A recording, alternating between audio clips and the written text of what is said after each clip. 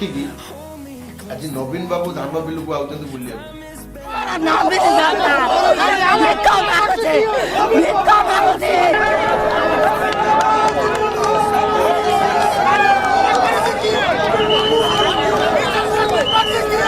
छह मास हम विजेडी गला पर अर्थात नवीन पट्टनायक गला पर केमिति गोटे गेम रचिकी जाइछन्ति से गेम ऊपर मु आज आपण मानकु कहिबी आ से गेम रा आज पर्दाफाश करी। जदि आपण मान मो चैनल ले नुवा छन त मो चैनल को लाइक शेयर सब्सक्राइब करिया को जमार भूलतुनी।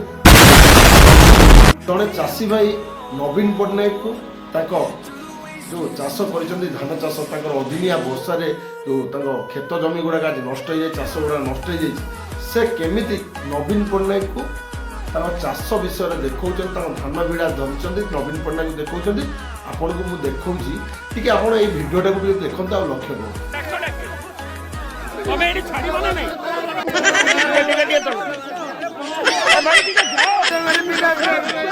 ठीक है कमेडी छाड़ी बना नहीं भाई ठीक है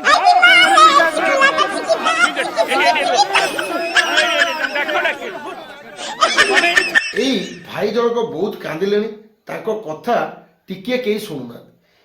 ଦୃଶ୍ୟଟି ହେଉଛି କଟକ ଜିଲ୍ଲା ସାଲେପୁର କଟରପା ଗ୍ରାମ ପଞ୍ଚାୟତ। ନବୀନ ବାବୁ ଯାଇଥିଲେ ଏଇ ଚାଷୀଙ୍କର ଯେଉଁ ସବୁ ଚାଷ ଜମି କରିଥିଲେ ଏଇ ଭାଇ ଜଣକ ତାଙ୍କର ସବୁ ଅଦିନିଆ ବର୍ଷା ତାଙ୍କ ଚାଷ ଜମିରେ ସବୁ ଧୋଇ ନେଇଯାଇଛି। ସେ ଭାଇ ଜଣକ କ'ଣ କରୁଛନ୍ତି ନା ଆମର ନବୀନ ବାବୁଙ୍କୁ ତାଙ୍କ ଧାନ जो बिड़ाटा को धरिकी आनिकी देखौछन्ति। बाबूंकर चाष जमी सब नष्ट हो जाइछि। बाबूंकर नाम है पप्पू बाबू। ये बाबूंक सहित नवीन बाबूंकर की संपर्क से विषय में आज आपको कहूँ टिके भल भाव देखते। कथाटा है ये नवीन बाबू केमिति गेम रचिछन्ति एइटी मु आपको देखिए चाषी भाई पत्र गेम टी आरंभ होइछि। गोटे वीडियो देखो आपण मानकु देखंतु। प्रथम ये भाईंकर वीडियो देखिले आपण से भाईंकर चाष जमी नवीन बाबू को देखौथिले से भाई जनकर वीडियो मुझे देखा गोटे सामना स्क्रीन ऊपर देख। प्रथम जो झरकाटी अच्छी प्रथम झरका अच्छी से झरकार धान धरिकी छिड़ा होती भाई।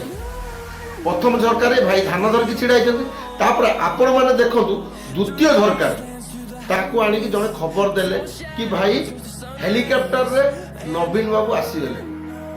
से बाबू कौन कर कांदीबाटी स्टार्ट आरंभ हो गला। भाई को कांदीबा आरंभ हो गला। जेतले भाई कांदीबा आरंभ हो गला तकर सेउटू बहुत जोर कांदिले पर कांदो के संभाली परिबे। नवीन बाबू आसिकी पहुंचिले कोउडी तृतीय झरकार देखिबे। तृतीय झरकार देखंतु नवीन बाबू से चाषीଙ୍କ पाखरे आसिकी पहुंचिले। जो जगह को चिन्हट करा जायछि दिया जायछि से जगह आसिकी नवीन बाबू पहुंचिले। ये भाई धान धरिकी से जगह पर छिड़ा है। एउटू कोन हैछि ना नाटकटी आरंभ हैला। एउटू नाटकटी आरंभ हो गला। जो नाटकटी रचा जाइथिला एउटू नाटकटी आरंभ हो गला। नवीन बाबू चलीगला परे 4 नंबर दृश्य को जात। 4 नंबर दृश्य देखो नवीन बाबू को चली जाई सारा परे ये बाबू जन को कौन कर स्कूटी रे धान रखिले। 4 नंबर झरकार देखो धान थुआ स्कूटी रे धान थोइछन्ति। तो 5 नंबर घरे से स्कूटी भितरु सार्ट को काढ़ी पिंधिले बहुत हसिकी पिंधिले।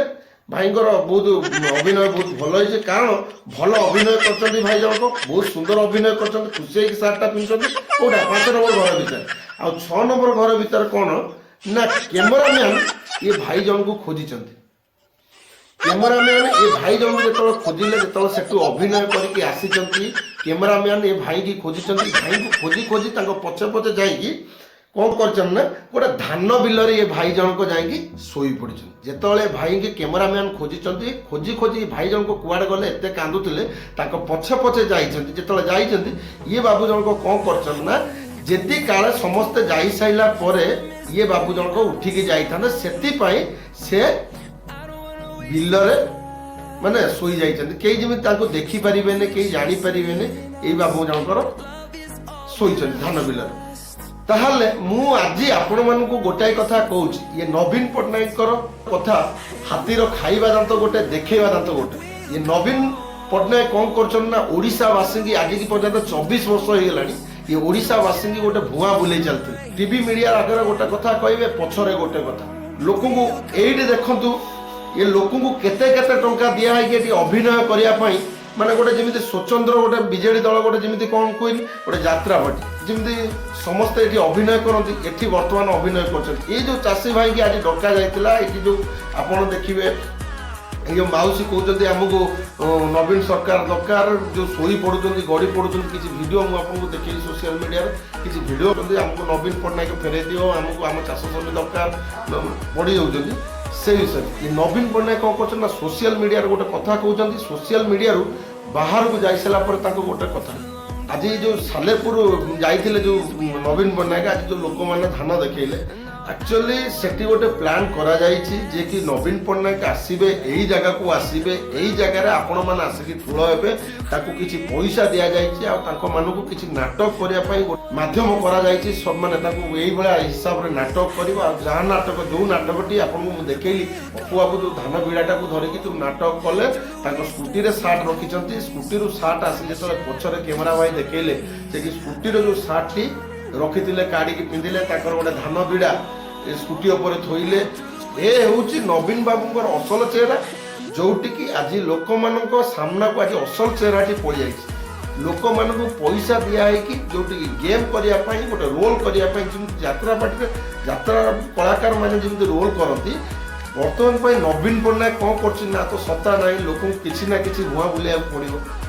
ସେଥିପାଇଁ ଇଏ ବାବୁ ଜଣଙ୍କୁ ପଇସା ଦିଆହେଇକି ନାଟକ କରାହେଉଛି, ଯେଉଁ ଧାନ ବିଲରେ ଧାନ ଦେଖିବାକୁ ଯାଉଛନ୍ତି। ନବୀନ ବାବୁ ମାନେ ବିରୋଧୀ ଦଳ ନେତା ହେଇଯାଇଛନ୍ତି, ବର୍ତ୍ତମାନ ପାଇଁ ହାରି ଯାଇଛନ୍ତି, 6 ମାସର ସତ୍ତା ନାହିଁ, ସେ ତ ପୁଣି ଗୋଟେ କିଛି ଗେମ୍, ଇଏ ବାବୁ ଜଣକ ପୁରା ଗେମ୍ ପ୍ଲାନ୍ କରିକି ତାଙ୍କୁ ଏଠିକି ଡକାଯାଇଛି, ଯେଉଁଠିକି ଏ ଭାଇ ଜଣଙ୍କର କାନ୍ଦ ବୋବାଳି ମାନେ ଦେଖିଲେ ତାଙ୍କ ରୋଲ୍, ତମେ ଭାବିବ ଭାଇ ବିଜେଡି ଦଳର ଥିଲେ, ବିଜେଡି ଦଳକୁ ଆଜି ବି କହୁଛନ୍ତି ଆମର ନବୀନ ପଟ୍ଟନାୟକ ଭଳିଆ କେହି ହେବେନି। ମୁଁ ସେଇମାନଙ୍କୁ ଗୋଟେ କଥା ପଚାରୁଛି, ତମ ନବୀନ ପଟ୍ଟନାୟକ ଖାଲି ଯାତ୍ରା ପାର୍ଟିରେ କଳାକାର ଯାହା, ତମ ନବୀନ ପଟ୍ଟନାୟକ ସେଇଆ। କାରଣ ଆମ ଓଡ଼ିଶାବାସୀଙ୍କୁ 24 ବର୍ଷ ହେଲା ଭୁଆଁ ବୁଲଉଥିଲେ, ଆଉ ଏପର୍ଯ୍ୟନ୍ତ ବି ଭୁଆଁ ବୁଲଉଛନ୍ତି ସତ୍ତାରେ ନଥାଏ। ତମେ ମାନେ ବି ଆଜି ପର୍ଯ୍ୟନ୍ତ ବୁଝିପାରୁନ କାହିଁକି ନବୀନ ବାବୁ କରୁଛନ୍ତି। ଆଜି ଏ ଭିଡ଼ିଓ ଭାଇରାଲ ହେଉଛି, ଆପଣମାନେ ସୋସିଆଲ ମିଡ଼ିଆରେ ଦେଖୁଛନ୍ତି, ଗୋଟେ ଲୋକକୁ ପଇସା ଦିଆହେଉଛି, ସେ ଧାନ ବିଡ଼ା ଧରିକି ଯାଉଛି, ସ୍କୁଟିରେ ଧାନ ବିଡ଼ା ରଖୁଛି, ନାଉଛି, ହସିକି ବିଲରେ ଶୋଇଯାଉଛି, କାନ୍ଦିବା ପାଇଁ ସେଠି ରୋଲ୍ କରାଯାଉଛି, ମୁଣ୍ଡରେ ଟାଇଆ ଫାଇଆ ଭିଡ଼ିକି ଯେମିତି ଗୋଟେ ଚାଷୀ ଟାଇପ୍ରେ ତାଙ୍କୁ ଦେଖାଯାଏ। ଏଇଥିରୁ ଆପଣ ଅନୁଭବ କରନ୍ତୁ ଇଏ ନବୀନ ପଟ୍ଟନାୟକ କେତେ ମିଛୁଆ ସରକାର, ଷଡ଼ଯନ୍ତ୍ରକାରୀ ସରକାର, ଯେ କି ଓଡ଼ିଶା ଲୋକମାନଙ୍କୁ ଭକୁଆ ବନେଇ ଚାଲିଛନ୍ତି। ଆସିକି 24 ବର୍ଷ ହେଲାଣି ଭକୁଆ ବନେଇ ଚାଲିଥିଲେ, ଆଜି ବି ବନଉଛନ୍ତି, ବିରୋଧୀ ଦଳ ନେତା ହେଇକି ଆଜି ବି ବନଉଛନ୍ତି।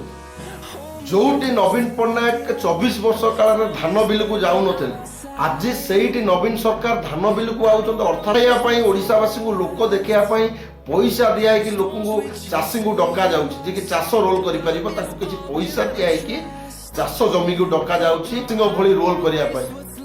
ଆଜି ଏଠି ନବୀନ ପଟ୍ଟନାୟକ ଏକ୍ସପୋଜ ହେଉଛନ୍ତି, ଆଉ ନବୀନ ପଟ୍ଟନାୟକ ବଦନାମୀ ହେଉଛନ୍ତି ଏଇଥିପାଇଁ କିଏକି ତାଙ୍କର ଏଇ ଯେଉଁ କଥା, ଏଇ ଭିଡ଼ିଓ ଗୁଡ଼ାକ ସବୁ ଭାଇରାଲ ହେଇଯାଉଛି, ଯେଉଁ ପଇସା ଦିଆହେଇକି ନାଟକ କରାଯାଉଛି, ନାଟକ ରଚାଯାଉଛି, ସେ ନାଟକର ପର୍ଦ୍ଦାଫାଶ ହେଇଯାଉଛି।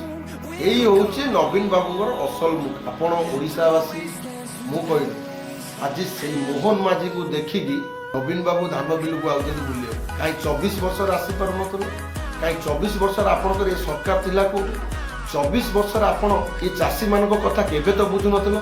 ଆଜି କାହିଁକି ଆପଣଙ୍କୁ ଏ 24 ବର୍ଷ ଭିତରେ ଆପଣ ସତ୍ତା ଯାଇସାରିଲା ପରେ, ଆଜିକି ସତ୍ତା ଯିବାର 6 ମାସ ହେଇଗଲା ପରେ ଆପଣଙ୍କର ଏଇ ମାନେ ଚାଷୀଙ୍କ କଥା ମନେ ପଡ଼ୁଛି। ଆଜି ଏ ବିଲ ଜମିକି ଚାଷ ଦେଖିବାକୁ ଆଉଛନ୍ତି, ଅଦିନିଆ ବର୍ଷା ଚାଷୀଙ୍କର ମାନେ ଧାନ ନଷ୍ଟ ହେଇଯିବା ପରେ ଆପଣ ଦେଖିବାକୁ ଆଉଛନ୍ତି। ଓ ଆଜି ସତ୍ତା ଚାଲିଯାଇଛି, ଆପଣଙ୍କର ଦଳ ନାହିଁ, ଆଜି ଆପଣ ବିରୋଧୀ ଦଳ ହେଇଯାଇଛନ୍ତି। କାହିଁକି ନା ମୋହନ ମାଝୀ ଆପଣଙ୍କୁ ଶିଖେଇ ଦେଇଗଲା ଯେ ଲୋକଙ୍କ ଆଉ ଚାଷୀମାନଙ୍କ କତିରେ କେମିତି ଯାଇକି ଓଡ଼ିଶାର ମୁଖ୍ୟମନ୍ତ୍ରୀ ପହଞ୍ଚି ପାରିବେ, ଆଉ ଚାଷୀଙ୍କର ଦୁଃଖ କଥା ବୁଝିପାରିବେ, ସେଇଟା କେବଳ ମୋହନ ମାଝୀଙ୍କ ଠାରୁ ଆପଣ ଶିଖିକି ଯାଇଛନ୍ତି। ଆଉ 24 ବର୍ଷ ହେଲା ଆପଣ କେବେ ବି ଶିଖି ପାରିନଥିଲେ, ଆଉ କେବେ ଏଇଭଳିଆ ଚାଷୀମାନଙ୍କ କତିକି ଯାଇପାରିନଥିଲେ। ଆଉ ଆଜି ନବୀନ ବାବୁ ଯେଉଁ ନାଟକ ଷଡ଼ଯନ୍ତ୍ର ରଚିଥିଲେ, ଷଡ଼ଯନ୍ତ୍ରର ଆଜି ପର୍ଦ୍ଦାଫାଶ ହେଇଗଲା। ଆଜି ସାରା 4.5 କୋଟି ଓଡ଼ିଆବାସୀ ଆପଣଙ୍କର ସତୁକୁ ଧରା ପକାଇଲେ। ଏଇ ଭିଡ଼ିଓ ମାଧ୍ୟମରେ ଆପଣ ଆଜିଠାରୁ ଆମେ ଜାଣି ନେଇଗଲୁ ଆପଣ ଜଣେ ମିଛୁଆ ସରକାର, ଗୋଟେ ଷଡ଼ଯନ୍ତ୍ରକାରୀ ସରକାର। ଖାଲି ଏକ୍ସ ମାଧ୍ୟମରେ ଆସିକି, କିଛି ମିଡ଼ିଆ ମାଧ୍ୟମରେ ଆସିକି ମିଛ କଥା କୁହନ୍ତି।